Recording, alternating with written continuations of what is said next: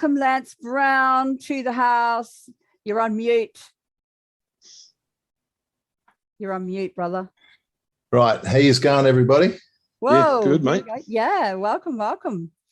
And Yeah, so, I guess we're just waiting for our special guest. You'll let us know how that's going. But until then, we'll shoot the breeze, I guess, and get underway. Oh, we got a couple of minutes, actually. We're a bit early. We were testing the equipment. So we got all these early birds who are just really keen to find out what Triple Tap's all about.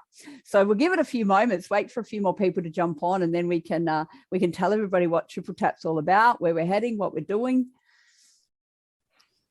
Look, I can't contact our guest speaker for tonight. Oh. So his phone's off. Oh. And it's been off. He's told me he's definitely available and he's definitely coming in. But let's see what happens, hey? Oh, well, you know, technology is always fun. It's always here to trial us and see how we cope with it. So we'll bear with us, guys. Our first session of Triple Tap tonight. And we didn't want to keep anyone waiting, so we thought we'd get underway straight away. But we'll wait a few moments, get a few more people on. Guys, at least we dressed the part. Okay, we'll see where this goes to. Yeah, you boys are looking sharp tonight. I told you I was going to bring my A game, but geez, you boys are looking sharp tonight. Ainsley, you look fantastic. And I've got to say, I'm feeling pretty excited to be here. And I know that we've needed to take this step for some time. I know Aussie Mama told us we needed to do this a long time ago, and she gave Lance and I some direct counsel on the subject. And like babes in the wood, we had no idea what we were doing. And I think we're proving at the moment we're still learning. But yeah, good idea. Excellent. I think it's overdue. We needed to get going with this a long time ago, but we're here now. So. Excellent. And for everyone else who's already jumped online, just give us a comment in the chat if you're excited to be here for the very first edition of Triple Tap. Very interactive. You can chat on the chat box tonight. We're closing the mics off to everyone, but it's definitely a chat on the chat box. I've been going to be watching the chat box quite closely for any of your questions, comments, or feedback. And hopefully we can get hold of our guest speaker who's due to come on. And then we'll get underway in just a moment or two, and we'll let you all know what Triple Tap is all about. So just give us some comments, guys, if you're excited about being here and sharing this with us. I think we'll have to give them something to be excited about. That's everyone's waiting to see what we deliver. We hope we deliver something awesome. They can still be excited about life. I know, you know, we've had some interesting things go down over the weekend that they might not be excited about, but, you know, we're all breathing. We're still here. Sleazy Albanese. But, you know, look, like I told you guys, I went and I scrutineered in the electorate of right. I was in a small voting booth where only 396 people voted. And I watched those votes go in, and because it's such a small number, I was able to actually be there and actually count every one. And I saw how they voted. You know, in this area, 29 votes for UAP, 2 for the Australian Federation Party, 2. One Nation, Labor, Liberal. Swept the floor with everyone in those actual votes. And you get what you vote for. So that's the situation. If you vote for a person who's morally bankrupt, that's what you're going to get. And Australia's going to pay the price for it. But what do? That's where they're at. They're not prepared to change yet. So clearly, our role is to continue waking people up. We've got to have numbers. We're going to have numbers. Now, we know that there's funny stuff going on. And if we can get to talk to Darren tonight, we will certainly highlight a few of those things. But there's a big job to be done here, and we've got to join together to do it. It's time for unity, and that's one of the things we'll be talking about a little later. It's gone 7:30. Why don't we give them a rundown of what Triple Tap is and what we think it is? Yeah, definitely. So welcome everybody. Welcome those who have jumped on early. As excited as what we are about Triple Tap, what we're here to do. It's going to be weekly, every week for about an hour every week. We're going to get on here. We're going to have guest speakers every week, and we're going to talk about all sorts of topics, everything from, wealth and politics and health and business and going forward and banking and satellite groups and street reps and education and everything that like TAP is working on. And of course, any other topics that you guys also want to throw into the chat there, we'll add that into the mix. And we hope to be able to line up week after week after week some excellent speakers who are knowledgeable in all sorts of areas. We want to hear their thoughts, their opinions. And of course, you guys can interact through the chat. Ask us any questions, and let's get some of these questions answered. You've got panel of people on here tonight, and hopefully going forward we'll be able to add to that and really bring you some insightful information. So that's kind of like my take on it, Kent. So what's your take on it? And then we'll hear what Lance's take is on it. Look, I think it's a current affairs and live interview and news type program. I think you've described it well. We know that we've got to win the hearts and minds of the people, and we know that there's a lot of people out there already doing video, but we know that TAP needs to use that as a tool in its arsenal to keep waking people up as well, hence Triple Tap. And so you and Lance and I will be on here with guests, like you said, once a week. I don't think there's anything more to say about it other than that's it. We're here, and we're going to try and make it as interesting, as informative, and as poignant and relevant to the future of this country as we possibly can. We've got a vast array of people who want to talk that we've got lined up. So, let's make it happen. I'm super excited to be here, and I think we're going to do a fantastic job. And hopefully we can get some support from the rest of the freedom fighters across the country and the people who want to listen in, because every time we come up with an initiative, and every time they come up with an initiative, it takes people to get behind that initiative and work. So that's what we're here to do, to talk to everyone and see if we can motivate more action in the country. Excellent. Lance? Hey guys, thanks for tuning in.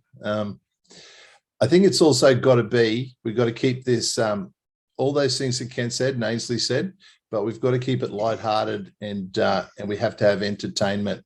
Now, yes, we need popularity, but we don't want popularity for popularity's sake. So we've got to deliver those big messages. And we're hoping to deliver a message that can get out to the broader community as well. So we're not going to be like diving down rabbit holes. We're not going to be working on issues that are divisive. We want to bring people together, and we think we can do that.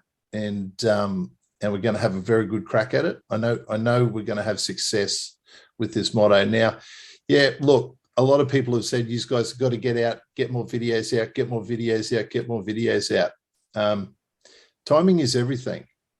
And there's no point burning everybody out before the main game starts. No, I think a lot of people thought COVID was going to be the main game, then the election was going to be the main game.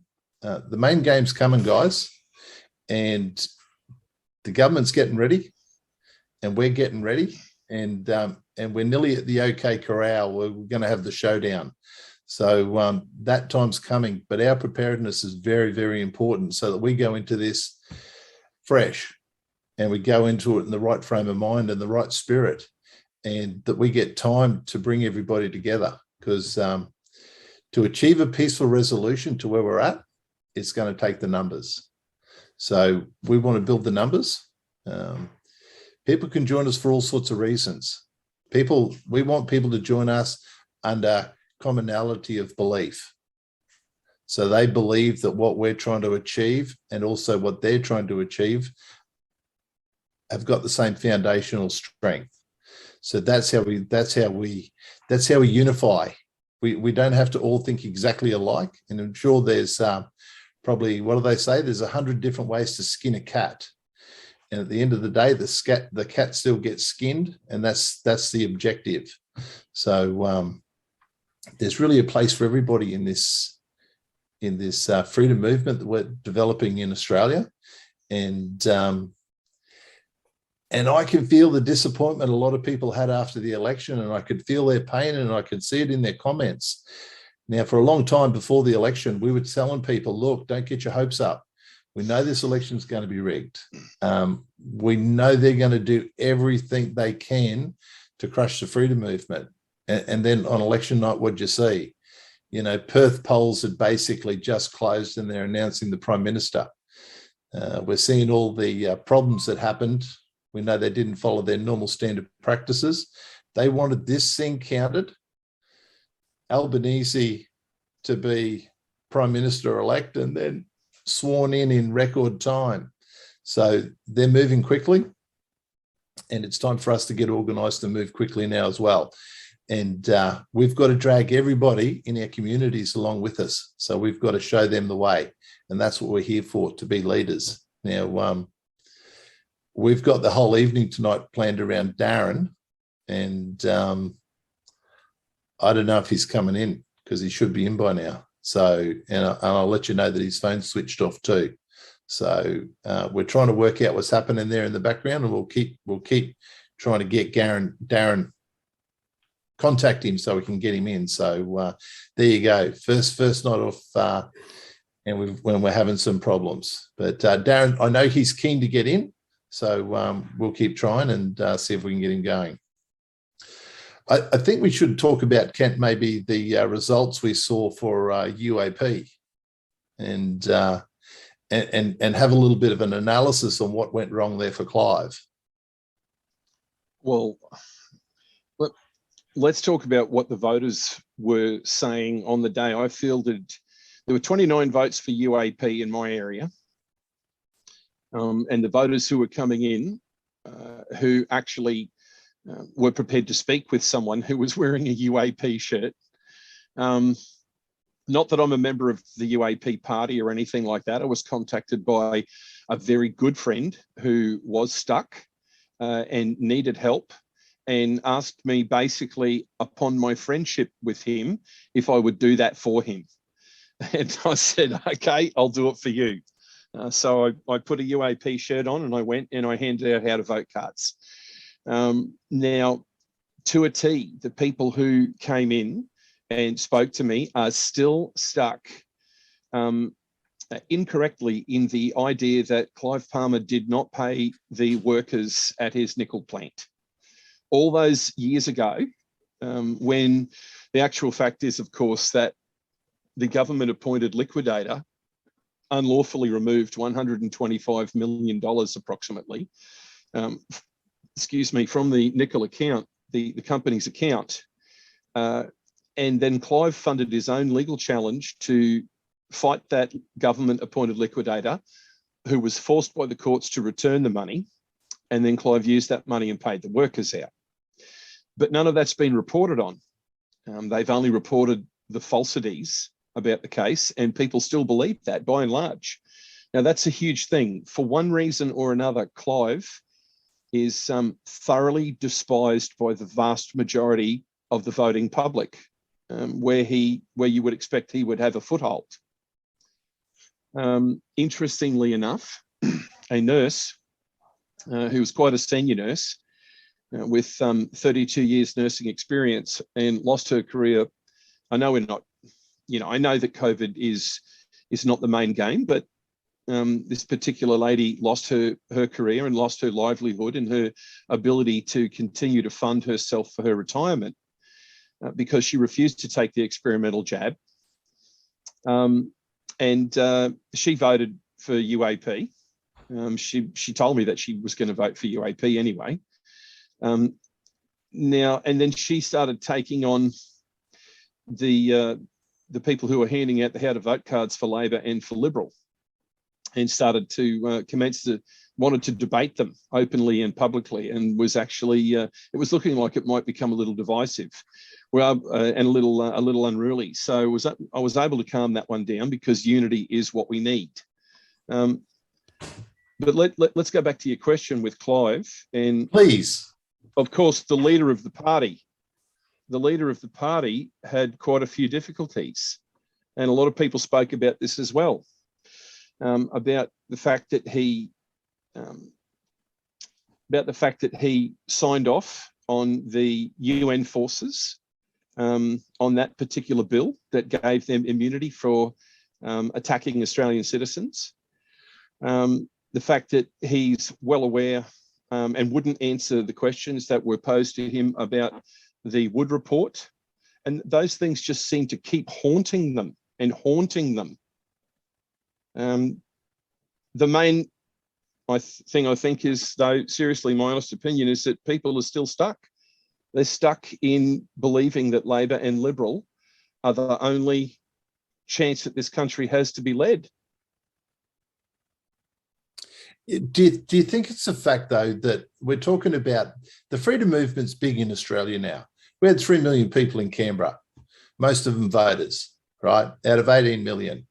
Yeah. Do you think the fact is, though, that Clive doesn't have credibility with the freedom movement because they didn't put the whole package forward? They run on a basis of COVID, and they wouldn't tackle the big issues. They wouldn't tackle Kelly's past sins in Parliament, and Clive's the perception that Clive's not a good guy amongst the Australian community. Should they have been more tuned into that? You know, they allegedly they spent up to $300 million on an advertising campaign to not get one seat. Yeah, well, look, that the figure for that is in question. Having spoken to a couple of UAP candidates, it's quite clear that they certainly didn't receive their share of a $300 million campaign. The next thing I would say is clearly Clive and the UAP did not address all the facts. So I totally agree with you. They weren't addressing the full truth that the freedom movement in Australia would expect them to. So definitely lost credibility there. Remember early on the questions that we put to Craig, when we put them to several other political leaders, two of those political leaders answered those questions in full and quite satisfactorily. And the information— At least two. And the information that we received back was that those questions would never be entertained or given, the answers to those questions would never be given to the Australia Project by Craig. And I think he missed a huge opportunity to do that at that point in time.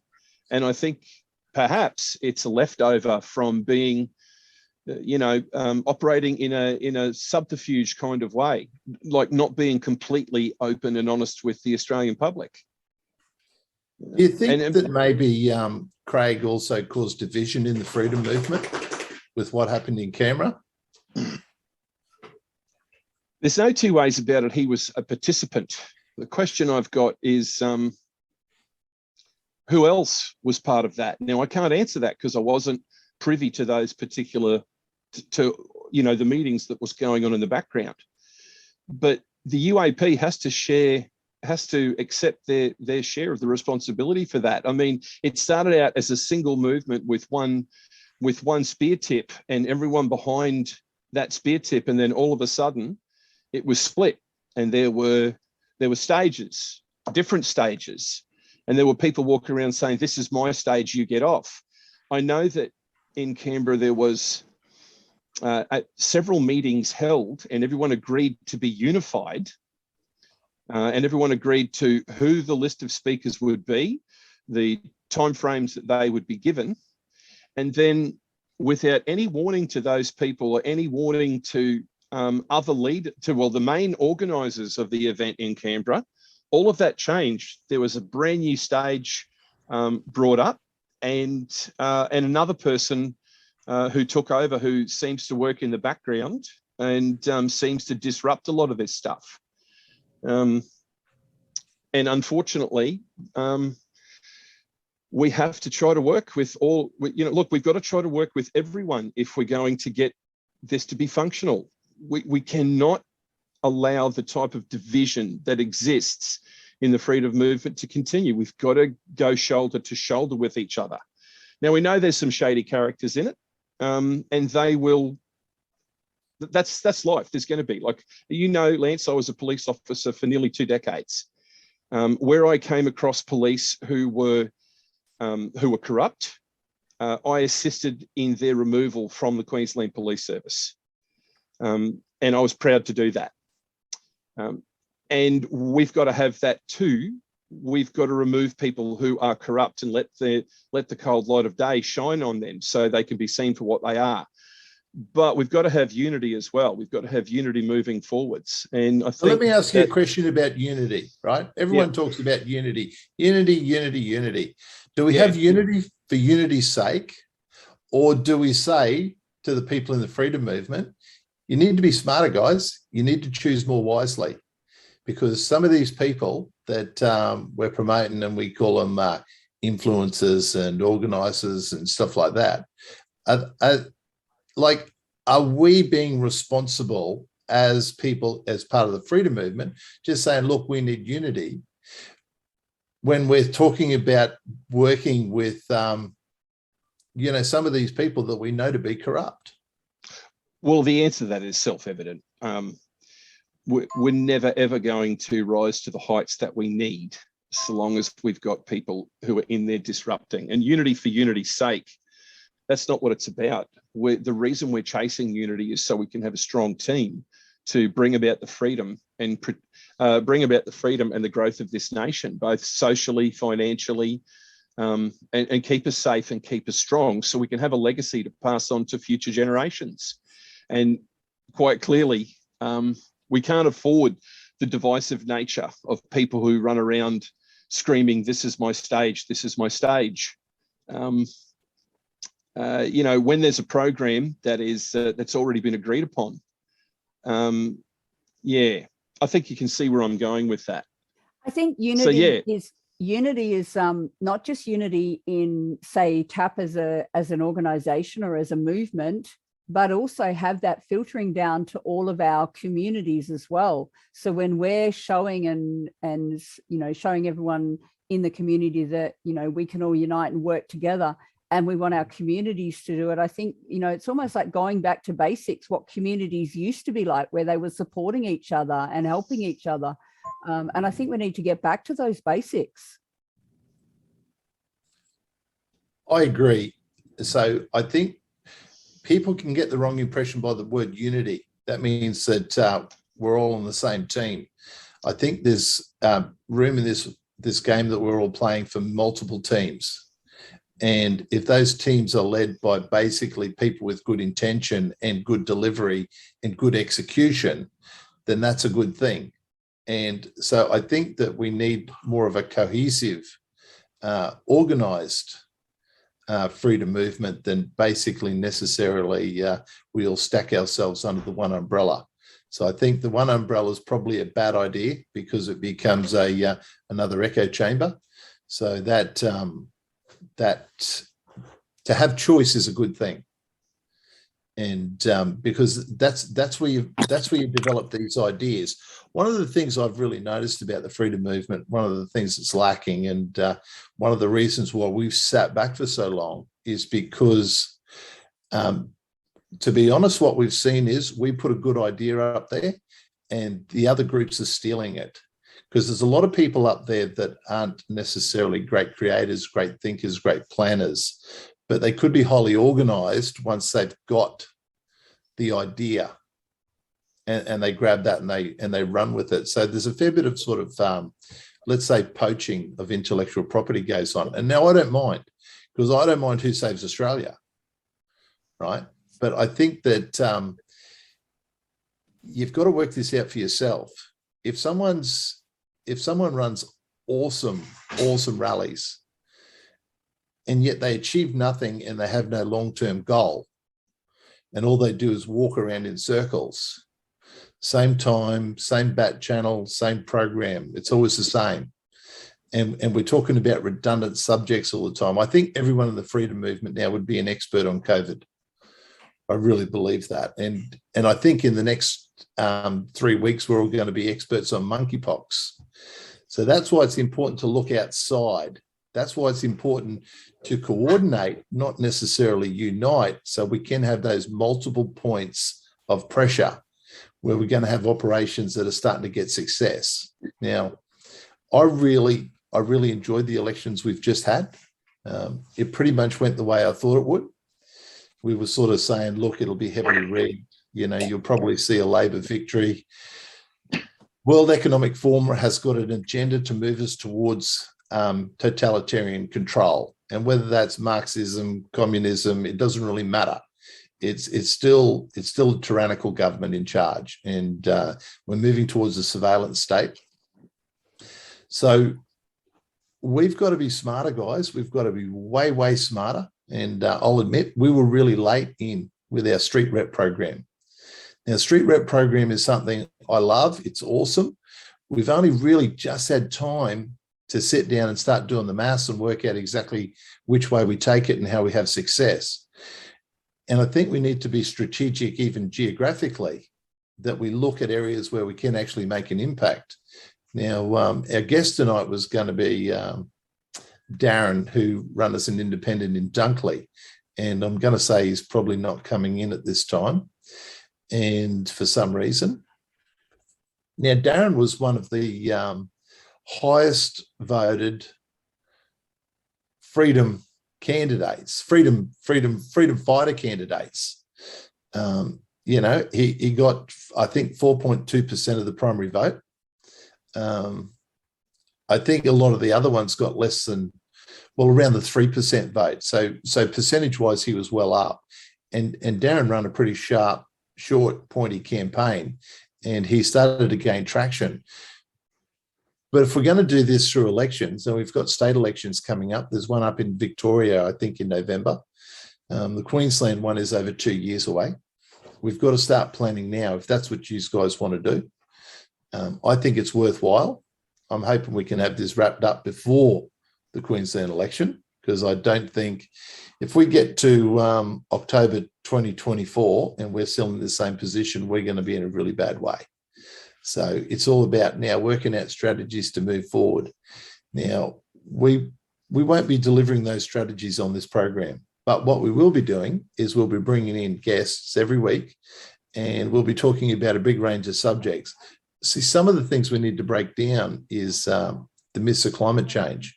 And we know we can grab traction there in the community because a lot of people are sick to death of the climate change message. So we're going to give them a new message. We want to have a broader appeal than the freedom fight and then the COVID narrative.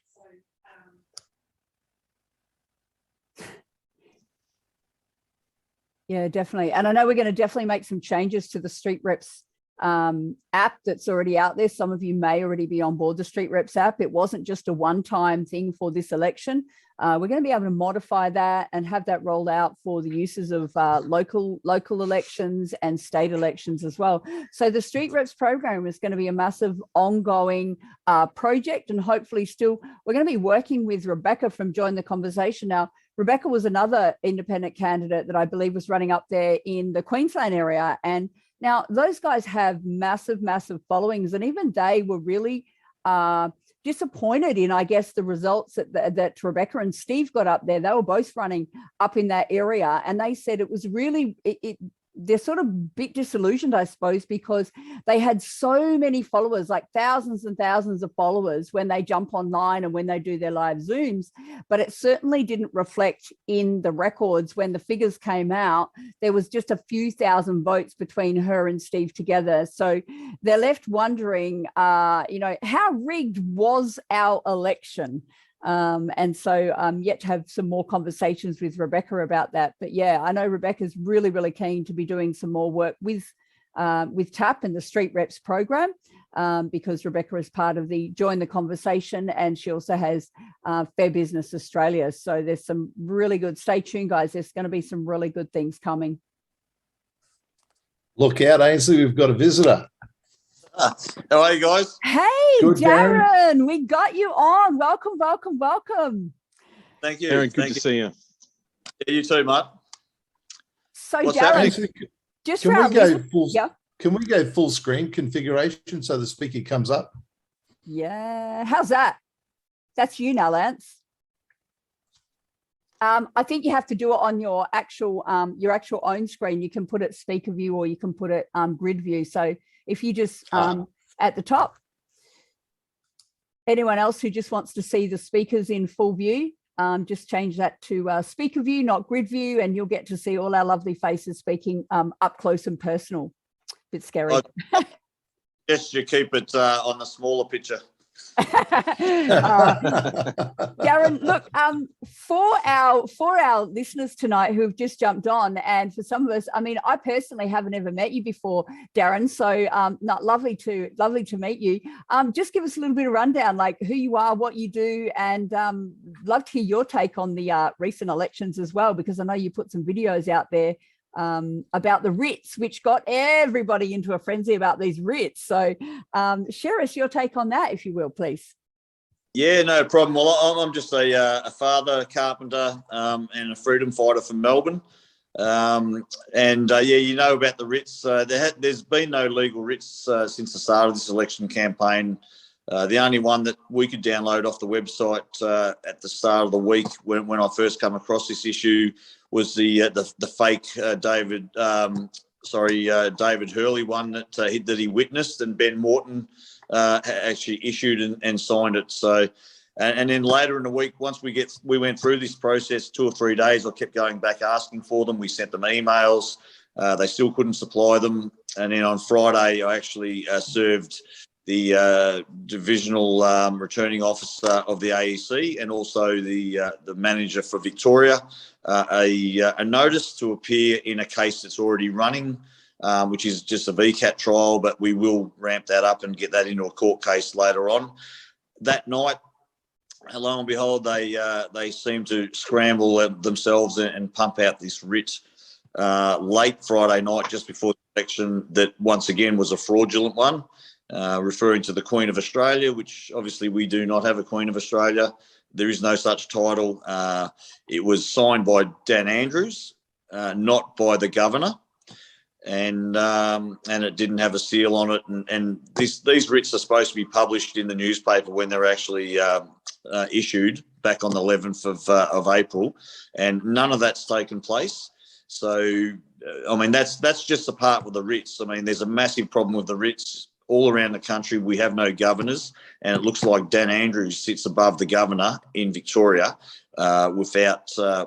which is also illegal. So that we have some massive things to uncover. We've got a lot of evidence, and this is just the beginning of something that could be huge. Do you have any information on, I noticed when we went to the Australian Electoral website, there was only Senate writs for ACT and Northern Territory. Is there any reason why there was no Senate writs for any of the other states? Probably because they didn't do them. They didn't have a writ for the others. And I've noticed one as well that came in late from Western Australia that Kim Beazley issued and signed. That actually had the big red blob on it, the great seal, which, from what I can gather, that wasn't on the previous election. So someone found that seal somewhere, and but that, I believe, is a fraudulent writ also. And the Gap Party, Rod Cullerton, has information that writ is fraudulent too. Do they have to be issued a certain amount of days before the actual election comes out, which would then make them all invalid as well? Well, under the Constitution, the writ needs to be issued by the Governor-General. Then it needs to be cited and signed and dated by the Australian Electoral Commissioner, which would be Tom Rogers. And then it needs to be published. The writ needs to be published in 2 newspapers. So none of that has happened. The writ right up till the election day that we downloaded for the House of Representatives was a fake writ. Issued by Ben Morton, who's I'm not sure his exact title, but he's a West Australian politician anyway, and it was only witnessed by David Hurley. So the whole thing's a sham, and this needs to be exposed to the Australian people. That now I've got I'm speaking to quite a few other candidates now about taking this to another level. Just on our the $2,000 that we would scammed out of, basically. this was never a fair election. It wasn't a legitimate election, and we've paid our $2,000 in good faith. I've actually called this out. I'm the only one to go before the election and say, I think there's something wrong here. I don't want to commit fraud. I don't want to be part of a fraudulent election. They told me all the way through that it wasn't. So I went ahead with it as I did. But I think there's a lot of candidates out there that have stumped up their $2,000 and spent thousands and potentially tens of thousands on material for a campaign, and not to mention the thousands and thousands of hours that all the volunteers have put in for basically no reason, and a fraudulent election. Why do you think? So I want to ask you something about the election, the legal case, Darren, if I can. There's a school of thought that there's two schools of thought. One, we should all jump behind your case. The other one is that we should run multiple cases across Australia for all the individual candidates. What are your thoughts on that? Oh, look, I think that the part of the problem with the freedom movement is that we are doing multiple things, and we're not coming together and being cohesive in our attack on the system. So everybody's off doing their own thing. They got their own tangent, and to me, it's time that we put all that aside and got onto one vehicle and push that hard. And if we can get 1 million, I mean, we've got 1.5 million people to Canberra that drove all around the country. If we can't get 2.5 to 3 million behind this and play this out in the court of public opinion as well as in the courts, I'd be surprised. Look, couple of things there, Darren. When we talk about attack on the system, and I know that you feel the same way that I do on this, it's not actually us who are attacking. When we say attack the system, what we're talking about is our attack on the corrupt system that these people have created.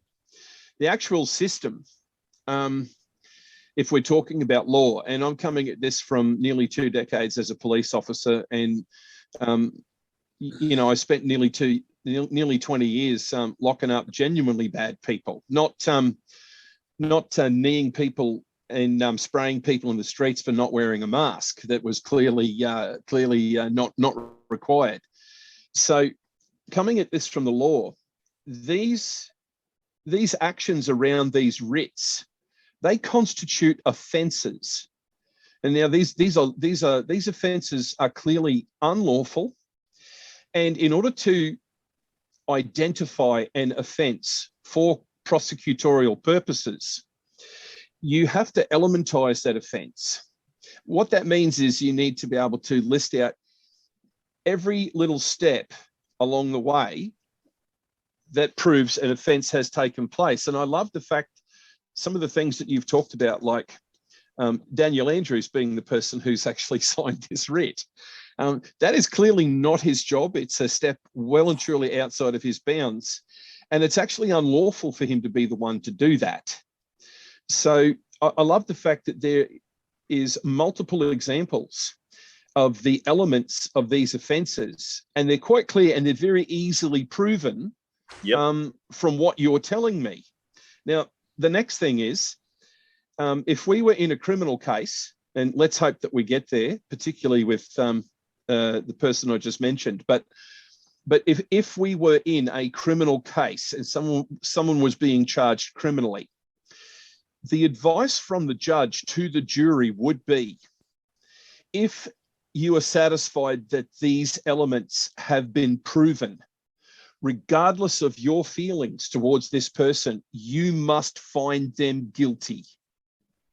And I just wonder if we've got a judge in this country who has enough courage to stand up and do the right thing and actually issue those instructions to the jury. If you find that the elements of this offence have been proven, then you must find them guilty. But certainly, I think it's wonderful that you've identified this. And getting back to your point and to Lance's point, I think that we all need to get behind this case with unity, with support, with financial support. And I think there's got to be a good avenue for doing that, so that you're not out of pocket and we can spearhead this attack for Australia. Anyway, that's my take on it. Anyone else? I love that, but I think I don't know that we have any law left in this country. No one wants to look at the Dan Andrews. I mean, there's a case sitting there from 2007 where Julia Gillard was charged with treason and misprision of treason, and it's just been put to the side, and it's still sitting there 15 years later. She should never have run in the Altona by-election. You got Dan Andrews has got charges also, similar charges that a judge wouldn't even look at it. So the whole judicial system is corrupt, along with the politicians and the AEC and everything else, allegedly. I better throw that one in because I don't want to get myself into trouble. And I don't know what I'm talking about when it comes to the law. So I've got to be careful what I say. But this is an attack on Australian democracy in a way that we've never seen before. And the people need to wake up and get the public behind this. Yeah, absolutely. Absolutely. And we want to help you do that as much as we possibly can. And I know that there'll be other teams working around Australia to help you do this as well. Ainsley, you had a question from before. Is that clear in your mind about what else you wanted to ask Darren? Yeah, it was to do with the writs. Why do you think the writs have become such a big issue this election than any other election? I've never heard people talk about the writs as much as what they have in this election as they have in other elections. And do you think people are now paying a lot more attention to politics and the importance of the voting and the politics than they ever have in the past?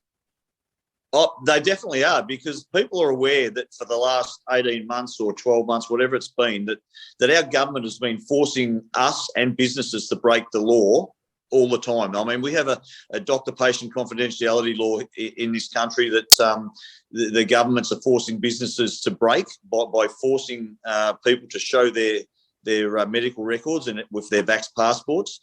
And we also have discrimination law. My two boys haven't been able to work in the commercial construction industry since September last year because they refused to get an experimental poison put into their bodies. And so now they're discriminated against. We've all been discriminated against, that we can't go to restaurants, we can't be part of society if we don't conform.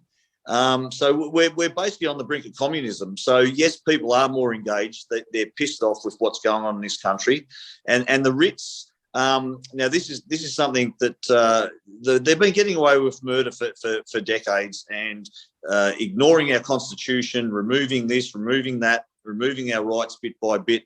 And now people are fed up and they're looking for anything at all that they can pin on them and get some traction to start to fight back. And the writs, I think, are our ticket right at the moment.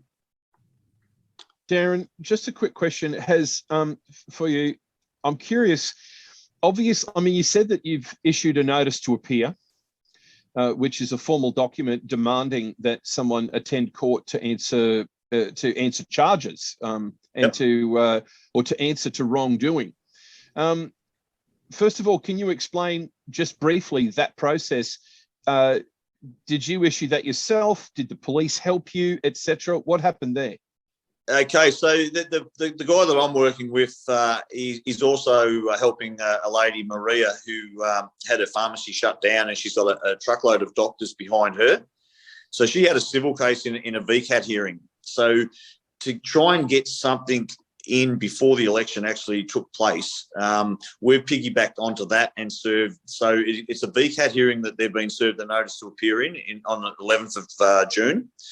Right. And after I went to the police station and had a senior sergeant there sign and date an affidavit that for both writs or both paperwork that I'd served for both people, and I've got those as well. So yeah, the whole process, the correct process, I believe, has been followed. I'm only following and working with someone, and he's instructing me what we need to do, and I've done and executed what he wanted me to do.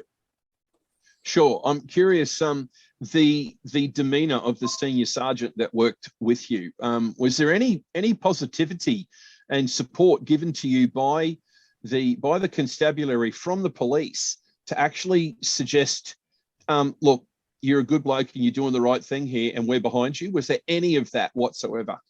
No, look, he didn't know me from bar of soap, and he was interested to see what it was all about. And when I think it was probably a good thing it was actually a VCAT thing, because it didn't kind of ring any alarm bells for him, and he was quite happy to stamp and sign it and date it and send me on my way. So to me, probably a bonus. While we're starting in VCAT, the person that looks over the VCAT system in Victoria is actually a Supreme Court Justice. So while we're starting in VCAT, there's also another case happening in Perth that is linking in Tom Rogers and also the seat of Dunkley, and we're going to bring it all together. Now, I don't know the full process. I'm only telling you what the little bits that I know. I don't know the due process of the whole thing and how it's going to play out, but I do have people that do. Darren, I just want to ask you one other question, and really, mate, I already know the answer, and I know we do, but I just want to formalise it and get a response. Has anyone from the incumbent's office in your area, has anyone reached out to you to apologise for the, and I'm curious, anyone from that office or anyone indeed from the AEC, have any of them reached out to you to give an explanation and to of their lack of professionalism, their total lack of ability to run an election fairly? Has any of them reached out with any support or any explanation whatsoever? No, nothing at all. Nothing at all. And I wouldn't expect it, to be honest. And Peter Murphy, I've grilled Peter Murphy for the last weeks in some public forums and made her very uncomfortable with some of the content that I've put out. So she's not one of my fans. No, I bet she's not. And yeah. And I wonder if that senior sergeant who's filled in your notice to appear will regret having done that if it has an adverse effect upon his career for the future. But that'll be his fault, not anyone else's. Well, so, look, he'll be called into court at some stage. Yeah. Yeah, he will be for sure. Yep. Okay, Darren. So you've run your first campaign. Yep. What are your lessons learned? How long did you have to campaign for? Did you think you were, ready for what you were going to meet? What would you change, do differently? And how do we knock off the big birds? Well, mate, no, I wasn't ready. It was nearly a week after it was called before I put my hand up, and I spent the whole of Easter getting my 120 odd signatures that I needed. But originally I was only putting my hand up to be a voice because as you know, I've spent probably 6 or 8 months with A1.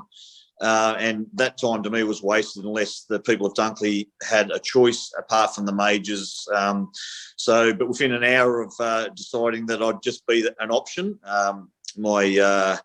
that's just not how I do things. And I was full noise from that moment onwards. I had my whole plan, election strategy, campaign strategy laid out in my head within about 12 to 24 hours, built my team. So what we achieved in it was a 5-week campaign in the end, but in 2 weeks, what we achieved, getting the website up and getting all the volunteers organised, the call flutes and all the stuff that we organised in that amount of time, we just kind of caught our breath, and then pre-polling started, and we needed 12 hours a day on 2 pre-polling stations. So the whole system's rigged against anyone like a voice for the people to be able to get even a toe in the door. So it was a challenge, but look, we all stepped up, and I think we did extremely well. I think I got about 4% of the vote for absolutely doing very little campaigning as far as going out and meeting people. Because the last week I spent a lot of that time getting evidence and getting evidence out there that the election was potentially fraudulent and doing that. So I really didn't do a huge amount of campaigning. So would you run again?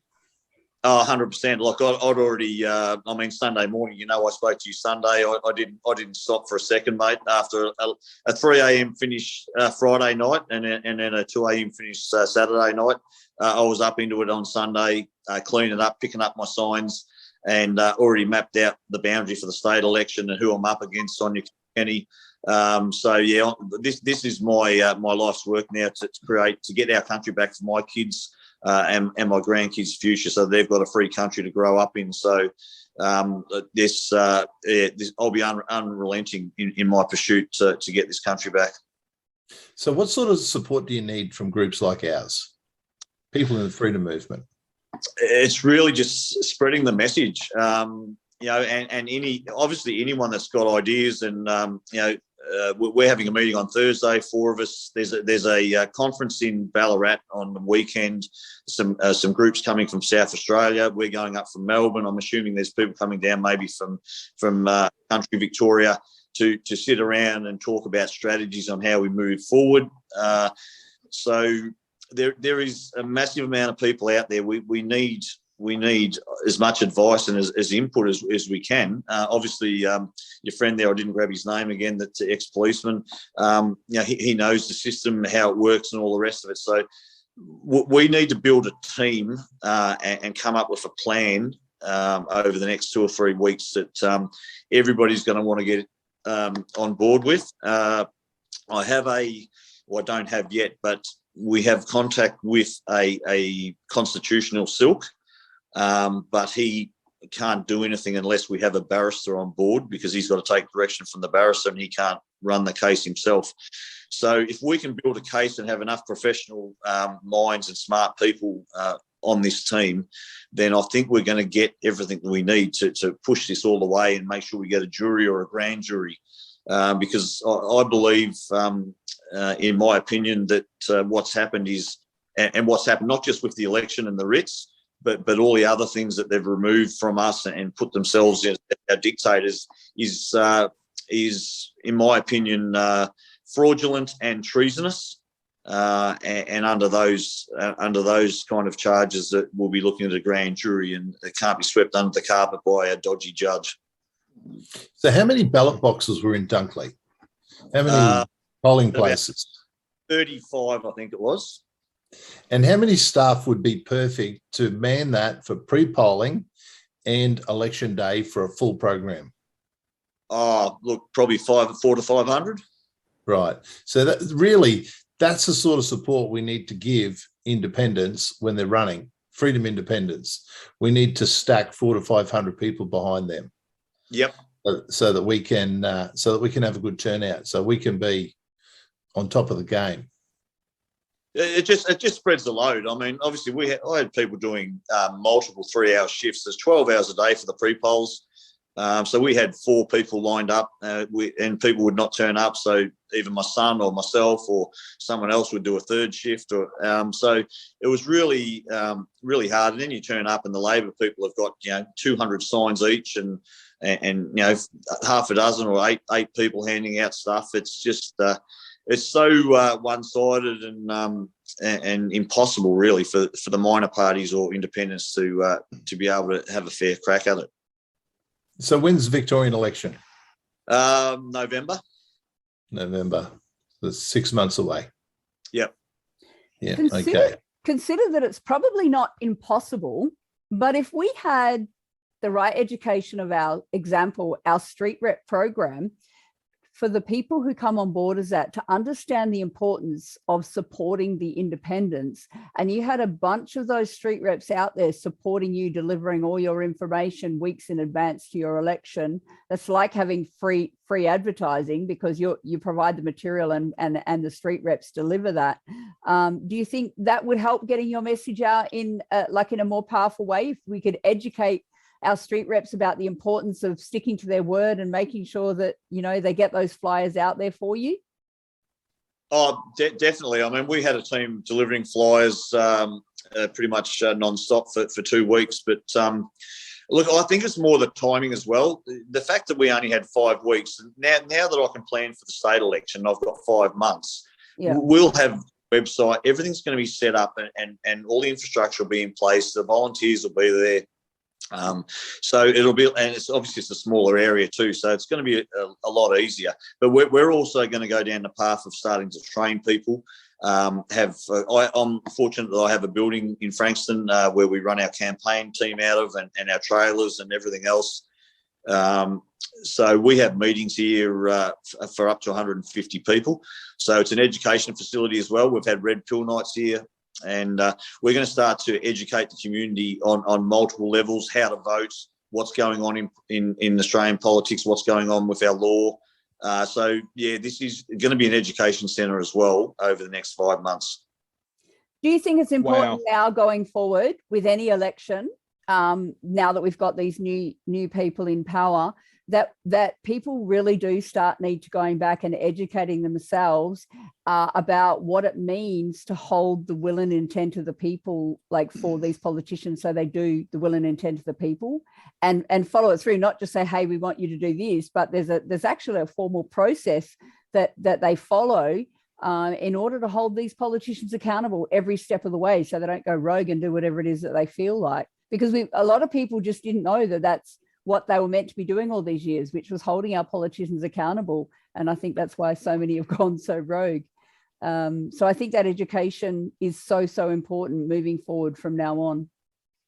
100%. People need to understand that the politicians are there to serve us. So are the police.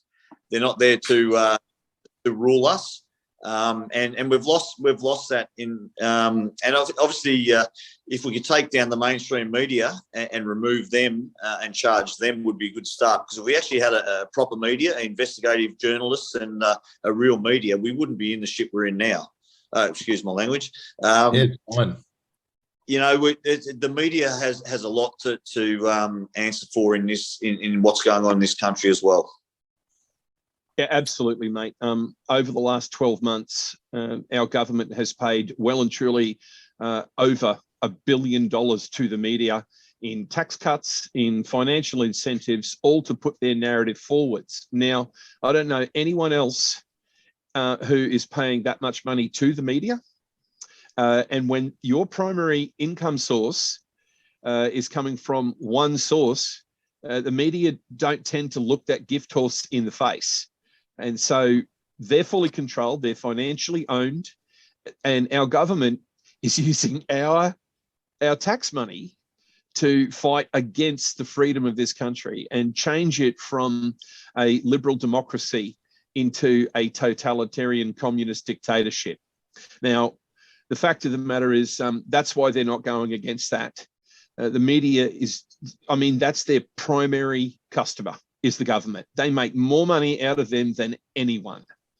And that's wrong. That's like morally wrong. That's got to stop.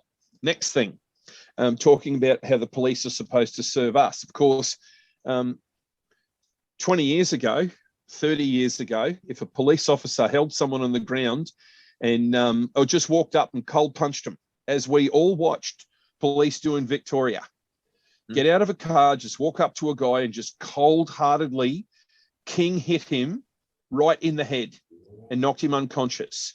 And then there was the copper who at that station grabbed the bloke and bodily threw him and smashed his head on the ground. Now, that type of violence 20, 30 years ago, that's all, would have seen that officer lose their income, have to make formal apologies, probably lose their house, etc., etc. Today, those actions are applauded by commissioned police officers. The senior leadership of the police in this country is applauding that type of behaviour and sustaining that type of behaviour from the regular constabulary. And that is absolutely disgusting to those of us who were well and truly part of the thin blue line to protect the community of this nation that we belong to, put our lives on the line to do so. And now we've watched, and I'm pretty passionate about this, we have watched a very honourable institution be usurped and turned into the thugs of corrupt and violent people who are breaking the law as the leadership of this nation. It is thoroughly, thoroughly disgusting. Now, as an ex-copper with nearly 20 years service, I'm so disgusted with this people. All I want to do is put together a hard-nosed team of detectives, follow due process, and throw their asses in jail for the rest of their breathing days. But due process has to be followed, and that's all there is to it, but I can't wait for it to happen. So that's where we're at. Our government is paying the wages and securing the promotions of police officers who will toe their line. Now, that is not separation of powers, something which when I went through and was trained as an officer, I was taught the separation of powers was sacrosanct. You could not break it. And that's exactly what they're doing. And it's time we woke the country up to it. And Darren, you are playing such a vital role in this. I love the fact that you said before, I'm in this for the long haul to hand a country to my children and my grandchildren. I want you to know, mate, we are right there with you. We love that. And because that's what it's going to take. It's going to take generational change, and it's going to take this amount of education and us standing together and sticking it to them. So you're a hero, mate. You're an absolute champion. I love you for it. That's my take on it. Let me ask you guys a question. We have about 5 or 10 minutes left because we do want to keep these sessions of Triple Tap to the hour every week because we do value everybody's time. We understand everyone's busy and everyone's got things to do. But I just want to ask each of you guys actually a question from one of our viewers in the chat there. What do you guys think of CADCO, the CADCO idea of the freedom parties not running candidates against each other? Got any comment on CADCO? Yeah, I do. I've got an opinion. You go ahead. Can we let Darren go on that? That's fine. Look, I've had conversations with people that I run against, and I actually helped one of the ladies. She had her campaign launch at my building, and I paid to get in and bought some raffle tickets, and we helped her hand out her flyers and stuff. But I've said to all of them, why can't we sort this out? I mean, One Nation had a candidate down here in Dunkley. The guy lived in New South Wales. He never come down for the ballot draw. He never come down once. They didn't have anyone handing out how to vote cards. I mean, how ridiculous is that? Why can't we? And same with Lib Dems. I mean, they're spreading themselves so thin that they put their candidates in there, and the same Australian Federation Party, they put their candidates in there and they leave them to sink. They've got no support. What the hell are they doing? Let's work out and say, righto, this seat of Dunkley, we're going to have Liberal, Labor, Greens and Darren, an independent. The next seat down, okay, Lib Dems, you can have one there. And just maybe pick 6 seats each around the state and concentrate all your efforts and your money and concentrate on those seats, because the way we're doing it at the moment is a waste of time. Thanks, Darren. Yeah.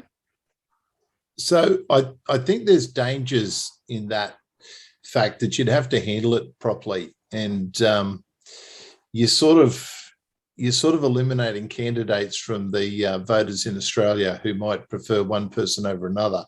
But I also get the point where the vote's completely diluted. So maybe a better way to do it and give people their say and make them happy is if CADCO could do their pre-selections, and they make them visible and transparent. And so we have a seat like Dunkley, and there's 4 people that want to run, and we hold debates and we let people vote on who they want to run as the independent. And so it's more coordinated. You can be very easily dominated by a major independent organisation. And let's clean up something else. You're not an independent if you're a member of a political party. That's the first thing, because anyone with an